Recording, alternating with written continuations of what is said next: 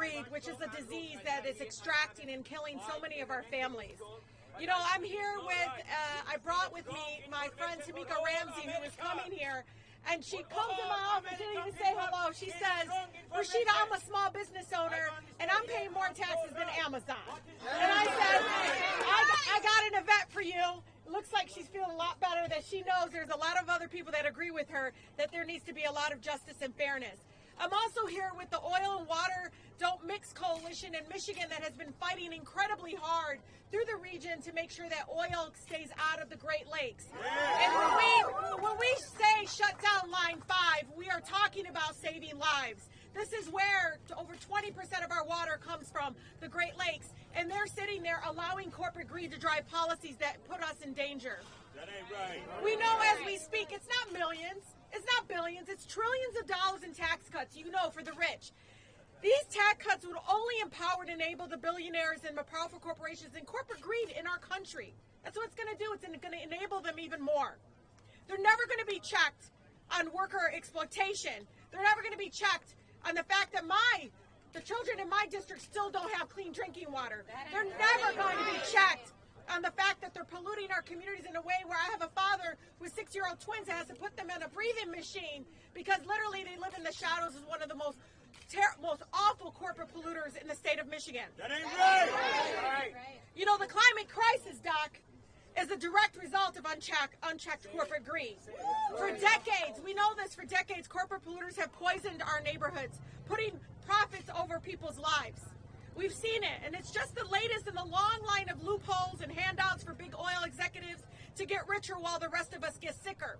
You know, a lot of our folks on the state level say, well, we have a public hearing about an air permit. But do you know what my residents call that state environmental agency? Permission to pollute agency.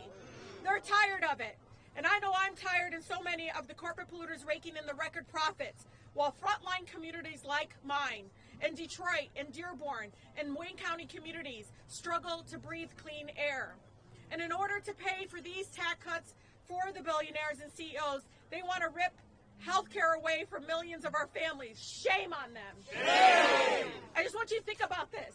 They're paying, the residents, the community is paying the toll, getting sicker, while we subsidize the fact that we have sick care in our country, the fact that many of our folks can't even afford to take care of themselves. So I want you all to know they're moving, of course, with these massive cuts to programs. And I talk about the $880 billion in cuts in Medicaid, but behind all those cuts is the person.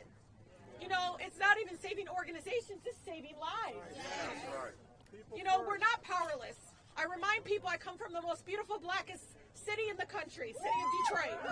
And I'll tell you, I was taught by the community mothers.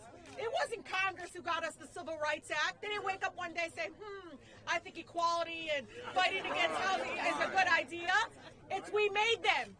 We marched. We boycotted.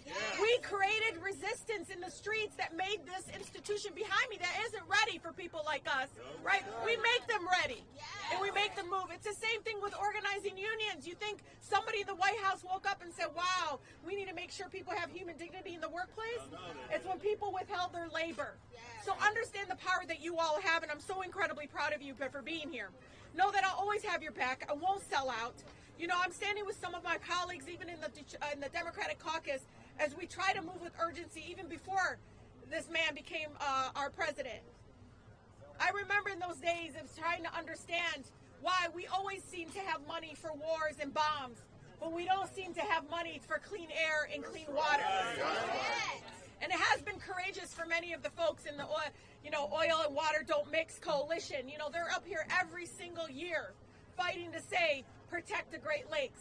Think about that. They're begging the institution that's supposed to be about people, not those that, again, extract and about corporate greed. So I want you to know I'm going to always have your back, and this is how we do it, through movements like this.